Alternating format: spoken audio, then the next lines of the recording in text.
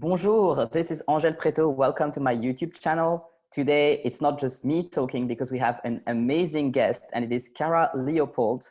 She is a listening skills expert, and she helps adventurous expats and intrepid travelers improve their English skills so they can better connect with native speakers. But she is also a French speaker since she has been living in France for 13 years now. So Cara, you are absolutely the perfect person to tell us about how to improve our listening comprehension skills based on both your expertise as a coach and your experience as a French learner. So please, can you perhaps introduce yourself a bit more and tell us a bit more about the circumstances in which you have been learning French? Yes, sure. Thank you, Angèle. That was already a really good introduction, and now I feel pressure to sort of say something really spectacular. Yes, I've been in France for 13 years. Well, it'll be 13 years later this year, in a few months. So I'm living in Besançon, which is a city in the east of France, about an hour from the Swiss border. So people can kind of situate it. It's not very well known, but yeah, I've always lived here since I moved to France after I finished university. And so I learned French like a lot of people at school. So I'm from the UK originally, so usually we learn French or German at school.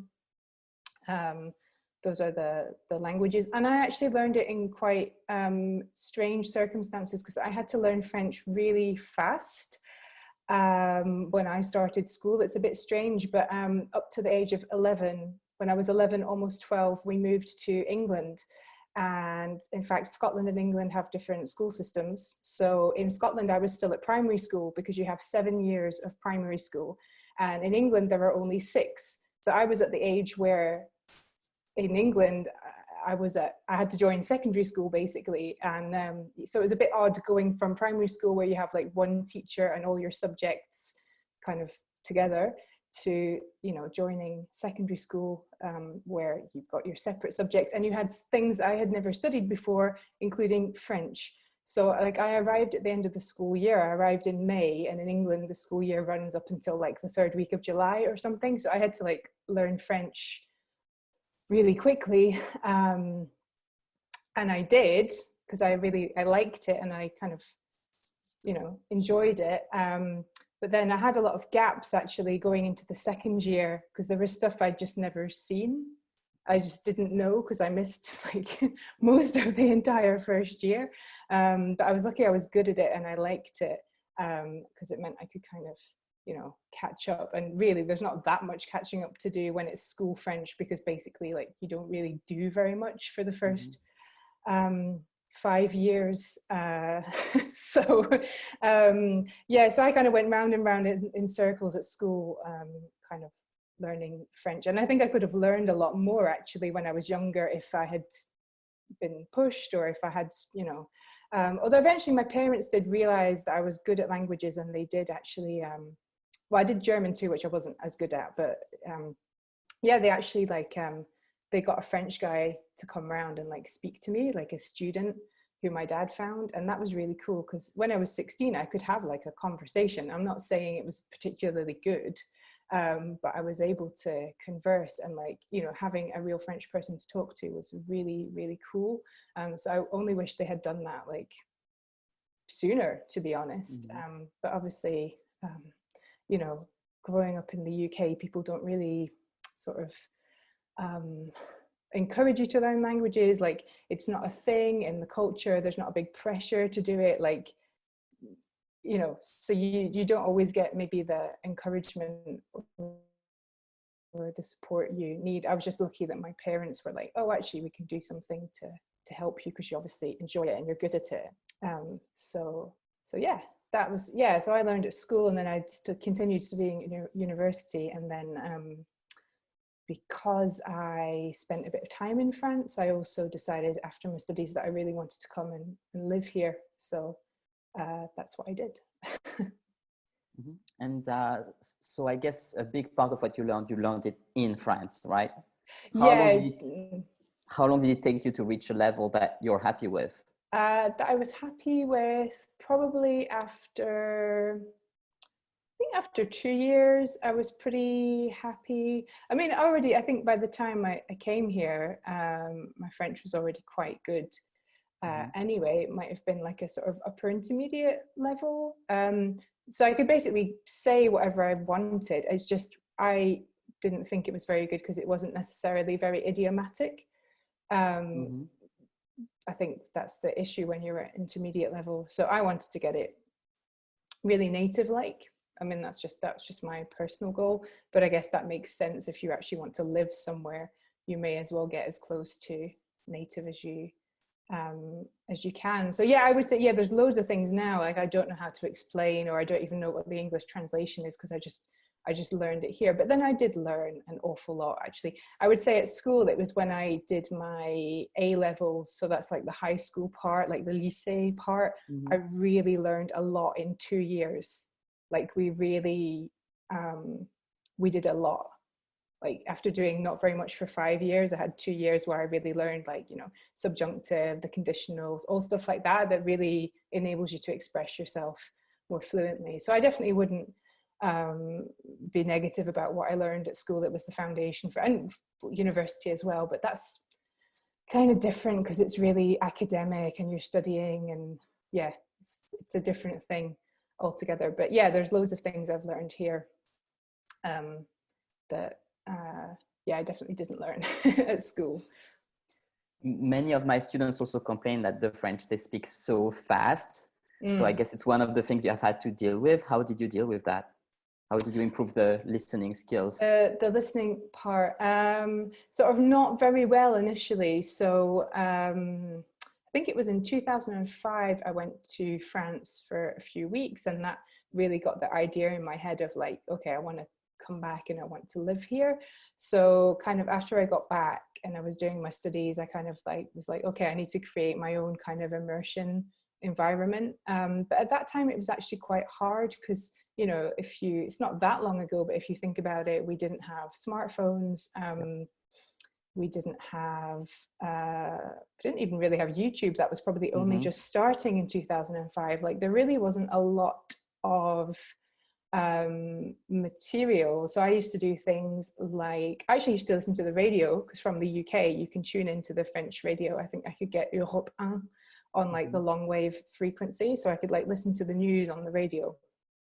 But so I would try and do that a bit, and then I used to get the Nouvelles Obs delivered to my newsagents, like the physical so in print, magazine, right? Yeah. What else did I do? And then I used to get like in our library in our town or city, really, we did have some foreign language like videos, and we probably had some DVDs as well at that point. So I used to like get the movies that I could find, and also I think in our uni we would have had the possibility maybe to borrow stuff like that. I don't remember exactly. So I used to like cobble together those kinds of resources for immersion. But actually I realize now my like knowledge of kind of French sounds and pronunciation and kind of spelling sound correspondence was really shaky. Like I said, I missed the first year of school. Essentially I had to cram everything into like 2 months. So like I never really learned the alphabet properly. I never learned, because actually the sound spelling correspondence in French is pretty good. Like it's unlike English, right? But yeah, it's better than English. I mean, so like there was only things I started figuring out, like when I started getting text messages from French people. This is really interesting because you start to realize, oh, those two spellings have the same sound because of like the abbreviations people are using. Like even something that seems really obvious now, but like c'est as in it is. So C apostrophe EST, people would just write a capital C, like the letter. And I was like, oh yeah, they sound the same. I never thought about it. Or instead of like writing ER verbs in the infinitive, people would write it with an E acute accent. And I was like, oh yeah, they're the same. Because they don't really know the difference. Actually, it's a that's a thing you have to be really careful with when you move to France. But actually, because of studying French at university and stuff, my written French is, well, sometimes better than the natives, probably. Native people, right? It's like, yeah, I know the difference between the conditional and the future, but apparently the entire population, apart from me, doesn't.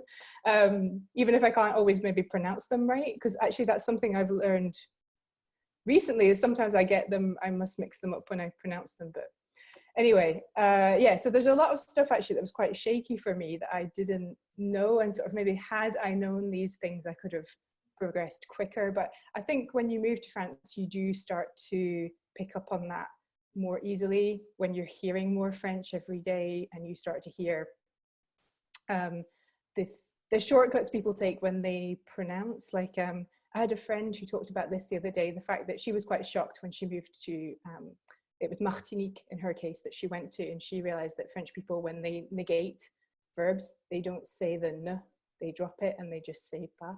Mm-hmm. And so something like, you know, je ne sais pas becomes, well, je sais pas. In fact, if you really go the full kind of abbreviation route. So yeah, things like that. Like, well, I wish I'd known that sort of sooner, but I would say that's the sort of thing you pick up quite quickly, because people say je sais pas to you all day long, especially in France. Like, you know, how do I fill out this form? Je sais pas. Can you help me with this? Je sais pas. You know. Yeah, that helped more than I would say trying to immerse myself with like the radio and watching films on video where I didn't even have the subtitles. Like I couldn't even check what I was listening to. I'd just be like, this sounds fuzzy. Why are they mumbling? Meh. So yeah, but I think that got a bit easier once I moved to France. I'm not saying that's a solution for everybody. Yeah, actually, it's a good I think segue to a next question, because so many people aren't moving to France, or maybe they will move to France later, but they wish to improve right now. But also, luckily, right now we have all those tools that you didn't have, and you happen to be a listening expert.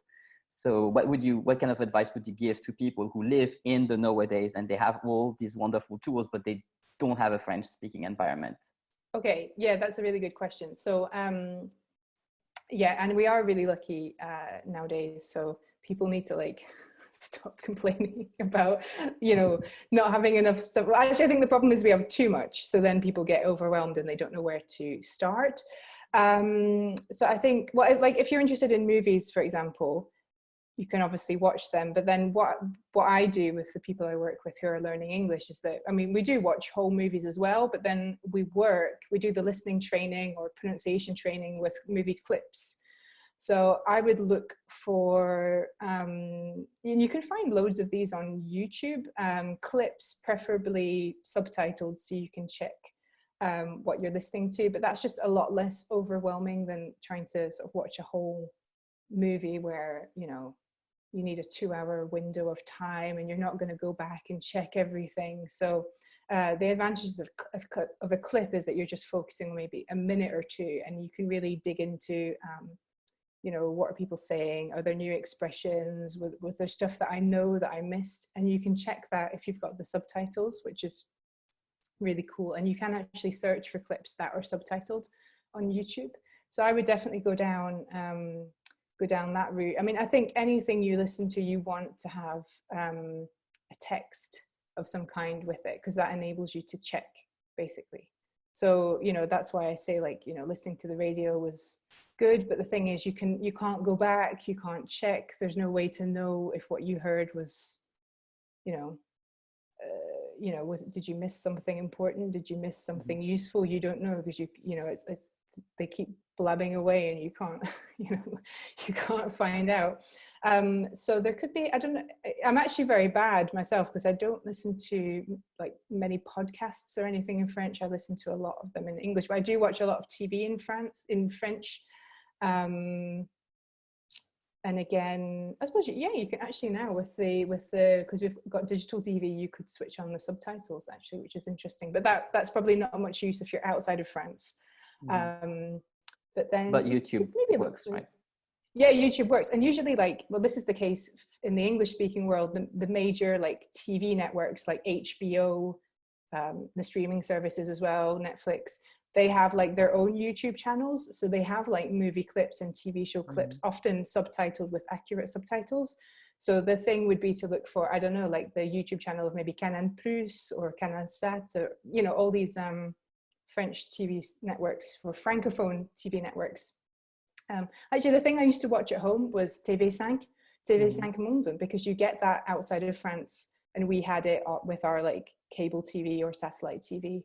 that we had. So that was another resource at the time, but you don't always want to watch like TV5 is just like sort of boring documentaries and stuff. It's not necessarily, you know, like dialogue and people talking and conversational stuff. Because I think it's really easy to get like, you know, academic type broadcasts and things like this, but then if you are going to move to France, what you want to hear is how people actually interact with each other. And you know, I think that you're more likely to get that by watching TV, by watching movies, or by listening to podcasts where people are just like chatting informally. Yep. But you probably know more about podcasts in French. That's a big gap for me. And I don't even know if there are ones with transcripts or things like that. That's often the tricky thing to find with podcasts is the transcript, because not everybody creates them. Something to explore. Yeah, you touched on a really important topic. We said you want to really be familiar with interactions, and that's something that some of my students, perhaps many of my students, struggle a lot. Sometimes they call it the deer in the headlight situation, where they're in a conversation with a native, or a native says something to them, and then they just freeze because they either don't understand what the person says, or they don't know what to do or what to say next, and they're like, do you have any advice for people who have this issue? Well, I think it's good in a way that people do that, because usually like most people are nice, aren't they? So like if they see that you are like panicking or you look puzzled, like they'll probably realize that you're lost or that you're stuck. I mean, unless they're really insensitive or rude or not paying attention to you. But I mean, you know, most of the time people will see if you're struggling, and they'll probably like, you know, they might reframe it. But then it's all and then that actually puts I was talking about this with another colleague recently, like putting the burden back on the person who's the native speaker to modify their behavior, and not for you to always like try to fix it, right? Because it's their fault as much as anything if you get lost, if they know you're not a native speaker. So in a way, yeah, like doing that, or just saying like, whoa, what was that? Like, I think they will get the message, really. What would you say in French?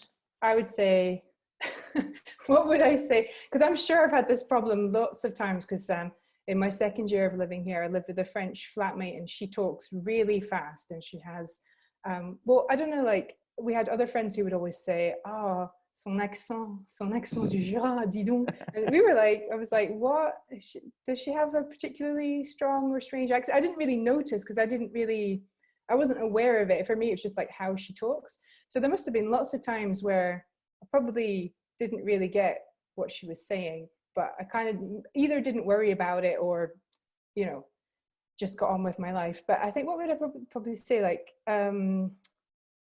t'as parlé trop vite, là. Faut ralentir, là. Oh, français. That's very colloquial. just something that's like, yeah, even something funny, or like, you know, because again, it's their problem if they are going too fast for you. But I would say I spent a lot of time actually in the initial phases.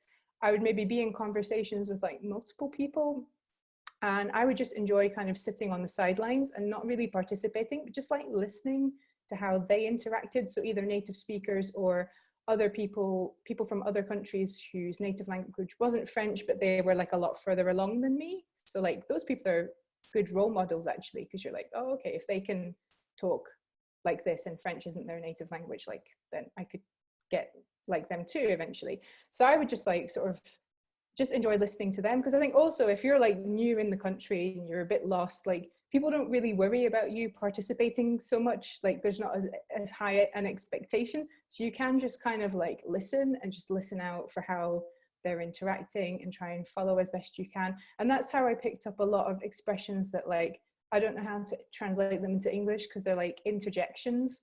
So one I used to hear all the time, and it took me a few months to be brave enough to use it. It was like tu m'étonnes, tu m'étonnes.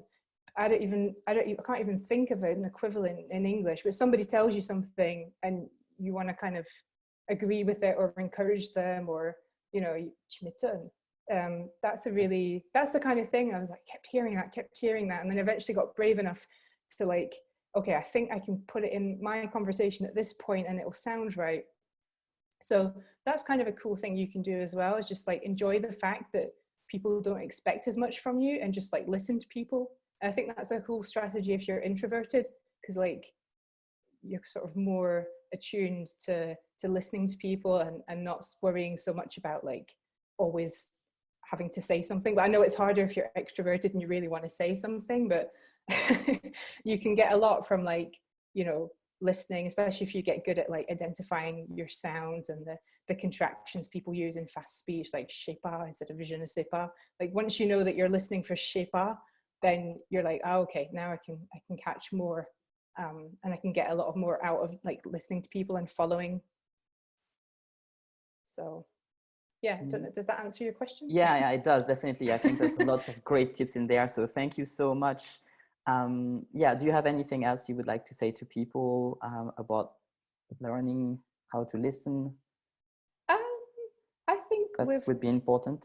Covered most of the main things. I think for me the thing is to kind of get into French pronunciation and phonetics. Like I've occasionally had people say to me, oh, would you like work with me to help me understand French movies? But I actually don't feel confident enough doing it because I really do not know, like I know how to pronounce things properly for the most part, but I actually don't know enough about French phonetics or French connected speech like to feel confident teaching it. I just kind of know a lot of things intuitively now.